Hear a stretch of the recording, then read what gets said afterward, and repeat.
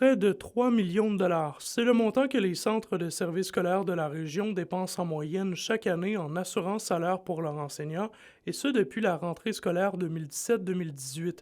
Ce montant d'argent représente environ 183 enseignants qui, pour une raison ou une autre, chaque année, quittent temporairement leur emploi. Ce ne sont pas toujours de longues absences.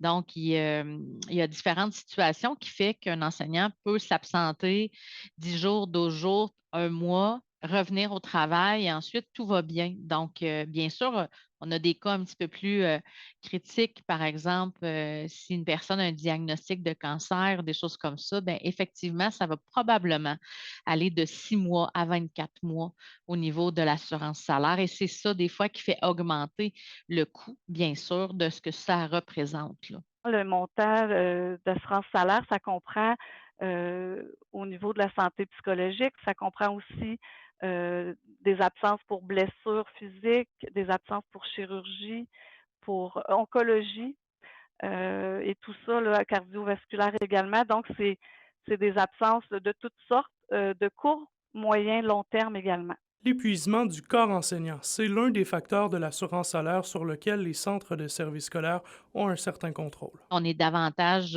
en mode proactif pour mettre en place des programmes.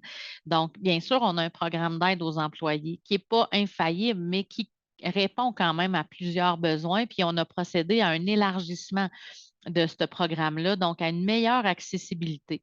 Donc, on ne le réserve pas juste à nos employés réguliers en poste, nos contractuels, on va élargir, on va rajouter des rencontres possibles avec notre programme d'aide d'employés. Nous avons également un médecin, de gestion qui se présente ici au centre administratif aux 5 à 6 semaines environ, qui vient rencontrer des employés, qui prend le temps avec eux de donner des outils supplémentaires aussi, parce que parfois les gens n'ont pas de médecin de famille, alors ça donne un soutien supplémentaire. Le syndicat de l'enseignement de la Jamaisie et de l'Abitibi-Témiscamingue a décliné notre demande d'entrevue, prétextant qu'elle ne désire pas commenter les données obtenues alors que les négociations avec le gouvernement Legault pour le renouvellement de la convention collective de ses membres se poursuivent.